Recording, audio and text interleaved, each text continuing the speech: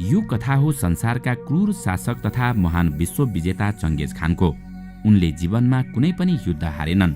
जब संसारका क्रूर र निर्दयी शासकको चर्चा हुन्छ तब चङ्गेज खानको नाम सबैभन्दा पहिला आउने गर्दछ। संसारमा उनीसँग जोडिएका अनेकौं कहानी प्रख्यात छन्, तर चङ्गेजको मृत्युपछि मंगोल भाषामा देखिएको किताब the secret history of the मंगोल्समा चङ्गेजसँग जोडिएका यस्ता विषय उठान गरिएको छ जसका बारेमा धेरैलाई जानकारी छैन। मतलब सम्राटको रूपमा उनको यात्रा सबैलाई थाहा छ र याद पनि छ, तर के तपाईलाई थाहा छ मृत्युपछि उनको शव कहाँ गाडिएको थियो? आखिर चङ्गेज खानको शव किन आजसम्म कसैले फेला पार्न सकेको छैन? दर्शकवृन्द, आउनुहोस् आजको यस श्रृङ्खलामा हामी विश्व विजेताका रूपमा चिनिने मंगोलियन सम्राट चङ्गेज खानको शव किन कसैले पनि फेला पार्न सकेन भन्ने विषयमा विस्तृतमा चर्चा गर्नेछौँ। सन् 1206 देखि सन् 1227 सम्म विश्वभर उनले आफ्नो साम्राज्य चलाए। त्यतिबेला उनले पृथ्वीको करिब 22% भाग जितेका थिए। चीनदेखि उज्बेकिस्तान, रूस, अफगानिस्तान, अफ्रिका, जापान, उत्तर साइबेरिया, इरान, इराक, बुल्गेरिया र हंगेरीसम्म चङ्गेज खानको राज्य थियो। हिन्दुस्तानमा मुगल साम्राज्य स्थापना गर्ने बाबुरदेखि बहादुर शाह जफरसम्म सबै मुगल बादशाह चङ्गेज खानकै वंशज थिए। दूरदर्शी चङ्गेज खानको जन्मदेखि मृत्युसम्मको यो कथाले तपाईलाई इतिहासमा आजभन्दा करिब 800 वर्ष अघि लिएर जानेछ। सन् 1162 मा मंगोलियाको खेन्ली प्रान्तमा जन्मिएका चङ्गेज खानको वास्तविक नाम तेमोजिन थियो।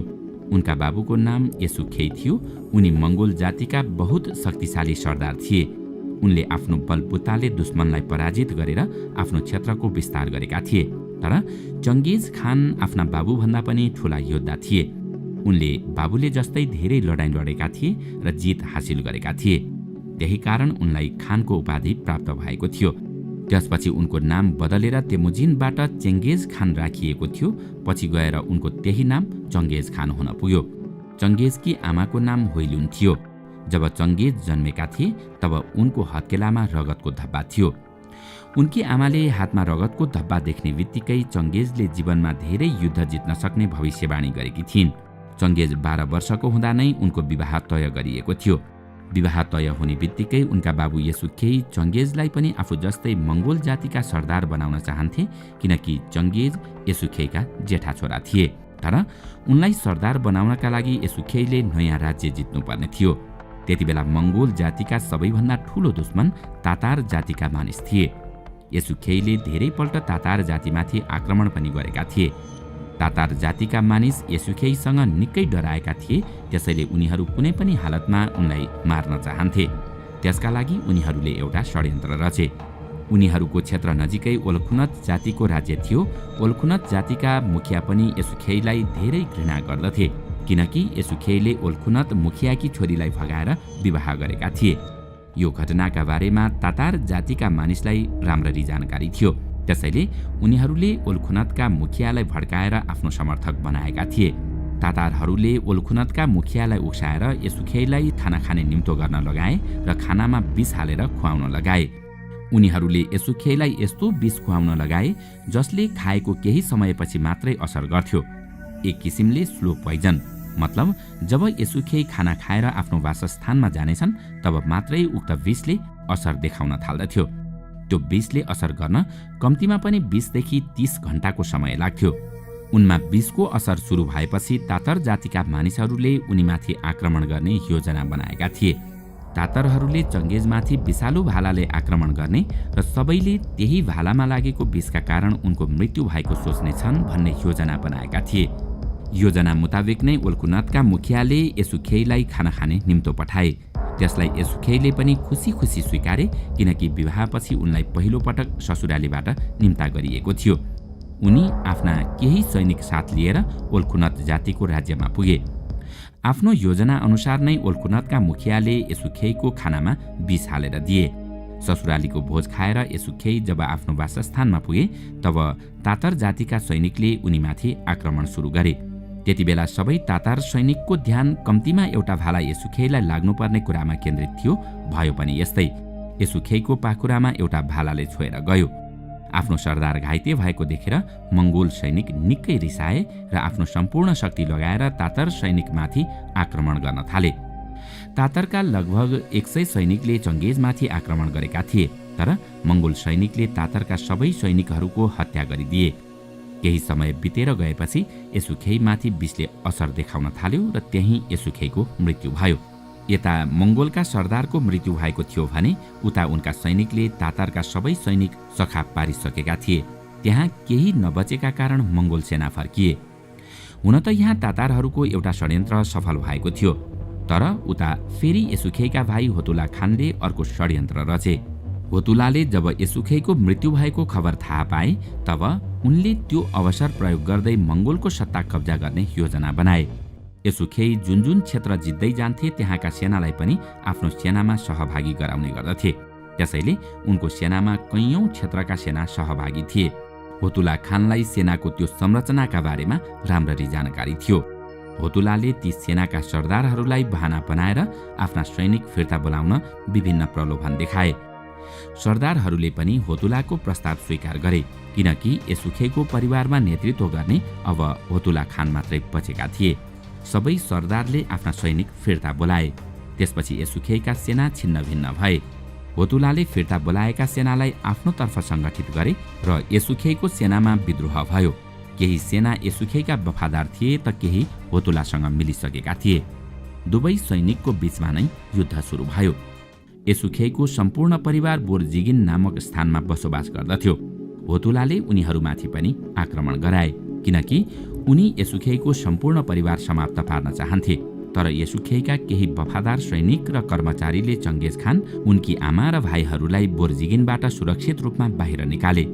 चङ्गेज खान आफ्नो परिवार लिएर जङ्गलमा लुके। त्यसपछि होतुला खानले बोर्जिगिनमाथि कब्जा गरे।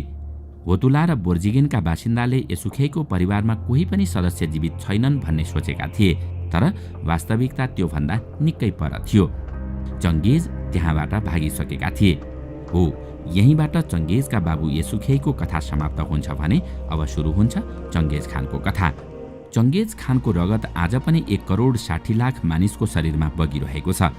एउटा सानो जनजाति समूहबाट आएका खानले बदला लिनका लागि 4 करोड मानिसको ज्यान लिएका थिए।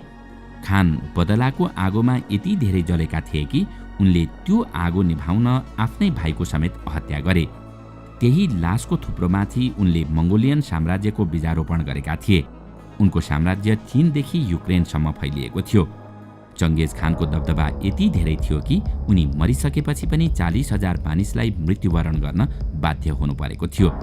जब उनको मृत्यु भयो र अन्तिम संस्कारका लागि लगियो तब त्यहाँ 2,000 मानिस उपस्थित थिए, तर आजसम्म पनि कसैलाई उनको शरीर कहाँ गाडियो भन्ने जानकारी छैन। उनको मृत्यु भएको 700 वर्षभन्दा बढी भइसकेको छ, तर कसैले उनको चिहान फेला पार्न सकेको छैन। यो कथाको सुरुवात 13औं शताब्दी अर्थात् सन् 1201बाट सुरु हुन्छ। त्यतिबेला चङ्गेज खानले आफ्नो प्रभुत्व बढाउनका लागि मङ्गोलियाका सबै सानातिना जनजाति समूहमाथि आक्रमण गर्न सुरु गरेका थिए। ती समूहमध्ये जमुखा उनको शक्तिशाली शत्रुमध्ये एक थियो। जमुखासँगको लडाईँमा अचानक कतैबाट एउटा बाण आयो र उनको घाँटीमा छोएर गयो। त्यतिबेला उनले आँखा अगाडिबाट आफ्नो मृत्यु गएको देखेका थिए, तर भाग्यवश उनी बाँचे र युद्ध जिते। जितपछि उनले उक्त धनुर्धारीलाई बोलाए र आफ्नो सेनामा सामेल गराए। यसरी नै युद्ध जित्दै गएर उनले 101 सक्षम सिपाहीलाई आफ्नो सेनामा सहभागी गराए। उनले आफ्ना सेनालाई यति सक्षम बनाए कि 40 वर्षको शासनकालमा मङ्गोलिया विशाल साम्राज्यमा फैलिन पुग्यो। आफ्नो राज्य विस्तार गर्ने क्रममा तङ्गुट साम्राज्यमाथि उनको नजर पर्यो। यो साम्राज्यलाई पश्चिमी जियाको नामले पनि चिनिन्थ्यो। त्यो क्षेत्रमा विशेष गरी किसानहरूको बसोबास थियो र धान उत्पादनका लागि प्रसिद्ध थियो। 2 करोड सेनाको पेट भर्नका लागि चङ्गेज जिया साम्राज्यलाई आफ्नो बनाउन चाहन्थे। यो क्षेत्रले उनीहरूलाई खाना मात्रै खुवाउँदैनथ्यो, आर्थिक रूपले पनि मङ्गोल साम्राज्यलाई समृद्ध बनाउँथ्यो। यी सबै कारणले सन् 1205मा उनले पश्चिमी जियामा आक्रमण गरे। त्यहाँका तङ्गुट शासक यति शक्तिशाली थिए कि यो युद्ध 5 वर्षसम्म चल्यो। अन्य युद्ध जस्तै यो युद्ध पनि अन्त्यमा चङ्गेज खानले जिते, तर यो युद्धपछि उनको सेना निकै कमजोर भएको थियो। 5 वर्षसम्म चलेको यो युद्धमा उनका धेरै सेना मारिएका थिए। त्यसैले अब उनीसँग अन्यत्र आक्रमण गर्न सक्ने क्षमता थिएन। त्यसो त जिया साम्राज्यले हारे पनि पश्चिमी जियाका मानिस चङ्गेज खानको कुरा सुन्न तयार थिएनन्। एक दिन जब चङ्गेजले जियासँग केही सेनाको माग गरे तब अघिल्ला मागहरू जस्तै यसपटक पनि उनीहरूले अस्वीकार गरे। यसपटक गरिएको अस्वीकारबाट चङ्गेजले आफू यति धेरै अपमानित भएको महसुस गरे कि उनले जियामाथि फेरि आक्रमण नै सुरु गरे। तर यसपटकको आक्रमण उनीहरूलाई जीवित राखेर शासन गर्नका लागि नभएर समाप्त पार्ने उद्देश्यका साथ सुरु गरिएको थियो। चङ्गेज खान क्रूर र रिसाहा राजा थिए। उनी निकै धनी पनि थिए। कुल मिलाएर उनीसँग अहिलेको मूल्याङ्कनमा 120 ट्रिलियन डलर बराबरको सम्पत्ति थियो। बदलाको आगोमा जलिरहेका चङ्गेज खान जियाका प्रत्येक सैनिकलाई काट्दै अघि बढिरहेका थिए। त्यति नै बेला अचानक एउटा बाण आएर उनको तिघ्रामा लाग्यो। तर पनि उनी यति धेरै आक्रोशित भएका थिए कि उक्त घाउ समेत व्यवस्था गर्दै युद्ध लडिरहेका थिए। यहाँ मंगोलले यो युद्ध फेरि पनि जिते, तर जितको खुसी धेरै दिन टिक्न पाएन, किनकि खुट्टामा लागेको घाउले चङ्गेज खानलाई ग्रस्त बनाउँदै लग्यो र उनी ओछ्यानमा परे। जिया माथिको बदलाको भावना नै उनको मृत्युको कारण बन्न पुग्यो। त्यो युद्धपछि त्यही घाउको इन्फेक्सनका कारण चङ्गेजको आफ्नै क्याम्पमा मृत्यु भयो। तर अझै पनि 40,000 मानिसको ज्यान जान बाँकी नै थियो। त्यसको सुरुवात उनको मृत्युपछि भएको थियो। मर्नु अघि नै उनले आफ्नो अन्तिम क्रिया कसरी हुनेछ भन्ने कुरा लेखेका थिए। उनीहरूको संस्कृति अनुसार कुनै पनि मंगोल राजाको समाधिस्थलका बारेमा कसैलाई पनि जानकारी हुनु हुँदैन, अर्थात् कुनै पनि हालतमा उनीहरूको समाधिस्थल कसैले पनि देख्नु हुँदैन। चङ्गेजले पनि मर्नु अघि त्यही लेखेका थिए। त्यसैले युद्धभूमिबाट उनको राज्यसम्म जब चङ्गेजको शव लगिँदै थियो तब बाटोमा भेटिए जति सबैको हत्या गरिएको थियो। शव लैजाँदै गरेको देखेका मानिसहरूको मात्रै होइन, बाटोमा भेटिएका जीव जन्तुको समेत चङ्गेजका सेनाले हत्या गरेका थिए। आफ्नो राज्यमा पुगेपछि 2000 विशेष मानिसहरूलाई उनको अन्तिम संस्कारमा सामेल हुने निम्तो पठाइयो। तर यो कुनै साधारण निम्तो नभएर मृत्युको निम्तो थियो। मानिसहरूलाई मर्नका लागि बोलाइएको थियो। उनीहरू को थिए र किन उनीहरूलाई नै मारिएको थियो भन्ने विषयमा भने इतिहासकारहरू अझै पनि खोजी गरिरहेका छन्। कहाँ जमिन खनिएको थियो र कहाँ चङ्गेजलाई गाडिएको थियो भन्ने प्रमाण नष्ट गर्नका लागि सैनिकहरूले 1000 घोडा त्यसमाथि कुदाएका थिए। त्यसपछि वास्तविक हत्याकाण्ड सुरु भयो। चङ्गेज खानको अन्तिम संस्कारमा सहभागी भएका सबैलाई उनका सैनिकहरूले पालै पालो हत्या गरेका थिए। त्यसपछि ती सैनिकहरूलाई पनि अर्को सैनिक टुकडी आएर मारेको थियो। हत्याको यो सिलसिला त्यति बेलासम्म चलिरह्यो जति बेलासम्म चङ्गेजको समाधिस्थलका बारेमा जानकारी राख्ने एकजना पनि बाँकी बचेको थिएन।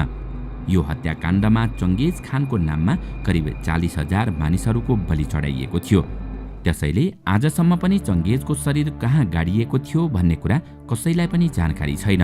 तर चङ्गेज खानको मृत्यु र उनको अन्तिम संस्कारका बारेमा सुनिएको यो एउटा मात्रै कथा भने होइन। यस्ता अन्य कथाहरू पनि प्रचलनमा छन्। प्रतिशोधको आगोमा जलेका चङ्गेज खान जति बेला जियाका सैनिकलाई काट्दै अघि बढिरहेका थिए त्यति बेला उनले जियाका सैनिकका घोडाको यति ठूलो समूह देखे कि त्यसबाट डराएर उनी आफ्नै घोडाबाट लडे र घाइते भए। त्यसपछि उनलाई युद्धभूमिमा रहेको क्याम्पमा लगियो। त्यहीं उनको मृत्यु भयो। त्यसपछि त्यही गरियो जुन अघिल्लो कथामा गरिएको थियो। बाटोमा भेटिएका सबै मानिस र जीवजन्तुलाई मारियो। 2000 मानिसहरूलाई मर्नका लागि बोलाइयो। समाधिस्थलमाथि घोडा कुदाइयो। त्यसपछि सुरु भयो यो कथाको आफ्नो इतिहास। घोडा कुदाइसकेपछि उनको चिहान नजिकैबाट बग्ने ओनान नदीलाई फर्काएर उनको समाधिस्थलमाथिबाट बगाइयो। यसबाट दुईवटा फाइदा थिए। पहिलो, नदीको त्यो गहिराईमा कोही पनि जाने छैन। दोस्रो, गैहाले पनि नदीको त्यो गहिराईबाट कसैले केही निकाल्न सक्ने छैन। त्यसपछि फेरि माथि भने जस्तै हत्याकाण्ड सुरु भयो। देख्ने जति सबैलाई मारियो। उनको मृत्युबारेको तेस्रो कथा अनुसार प्रतिशोधको आगोमा जलेका चङ्गेज खान जियाका सैनिकलाई काट्दै अघि बढिरहेका थिए। जियाका आधाभन्दा धेरै मानिसलाई उनका सैनिकले मारिसकेका थिए। जो बचेका थिए तिनीहरूमा एकजना राजकुमार र एउटी राजकुमारी पनि थिए। युद्धको बीचमै एक दिन चङ्गेजले सपना देखे। सपनामा उनले हिउँ र रगत देखेका थिए। त्यसपछि उनले ज्योतिषसँग आफूले देखेको सपनाको अर्थ सोधे। ज्योतिषले रगतको अर्थ राजकुमार र हिउँको अर्थ राजकुमारी भएको बताए। त्यसपछि के चाहियो? चङ्गेजले त्यसको भोलिपल्टै राजकुमारलाई मारे र राजकुमारीलाई अपहरण गरे। त्यही रात चङ्गेजले आफूले अपहरण गरेर ल्याएकी राजकुमारीमाथि बलात्कार गर्ने प्रयास गरे। त्यसपछि राजकुमारीले आफ्नो कपालबाट धारिलो हतियार निकालिन् र चङ्गेज खानको लिङ्ग काटिदिइन्। त्यसपछि चङ्गेजको शरीरबाट यति धेरै रगत बग्यो कि उनको त्यही मृत्यु भयो। चङ्गेजका सैनिकबाट बच्नका लागि राजकुमारीले पनि नजिकै रहेको यल्लो नदीमा हाम फालिन् र त्यही डुबेर मृत्युवरण गरिन्। त्यसपछि पहिलेकै कथा दोहोरियो, मतलब चङ्गेजको चिहान गोप्य राख्न देख्ने जति सबैको हत्या गरियो। जुन हिमाली क्षेत्रमा उनलाई गाडिएको थियो त्यो अहिले विश्व सम्पदा सूचीमा सूचीकृत गरिएको छ। त्यहाँ उत्खनन गर्ने र अनुसन्धान गर्ने अनुमति कसैलाई पनि छैन। त्यसैले आजसम्म कसैले चङ्गेजको लास फेला पार्न सकेको छैन। उनको बारेमा मङ्गोलियामा अझै पनि केही कथाहरू प्रचलित छन्। जब चङ्गेज खानको लास ल्याइएको थियो तब एकजना जादुगर र एकजना गार्डले चङ्गेजको आत्माको संरक्षण गर्ने शपथ खाएका थिए। उनीहरूका अनुसार यदि कसैले उनको शरीर कहाँ छ भनेर खोज्ने वा निकाल्ने प्रयास गर्यो भने पृथ्वीकै विनाश हुनेछ। दर्शकवृन्द, आजको श्रृङ्खला तपाईलाई कस्तो लाग्यो हामीलाई कमेन्टमा अवश्य बताउनुहोला। साथै आजको श्रृङ्खला तपाईलाई राम्रो लाग्यो भने लाइक तथा सेयर गरी हाम्रो च्यानललाई सब्स्क्राइब गर्न नभुल्नुहोला र साथमा रहेको बेल आइकन पनि थिच्नुहोस् ताकि हामीले अपलोड गर्ने नयाँ भिडियोको जानकारी सबैभन्दा पहिला तपाईलाई प्राप्त होस्। आजका लागि यति नै। अर्को भिडियोमा अझै रोचक तथ्य लिएर आउने नै छौँ। तबसम्मको लागि बिदा दिनुहोस्। नमस्कार।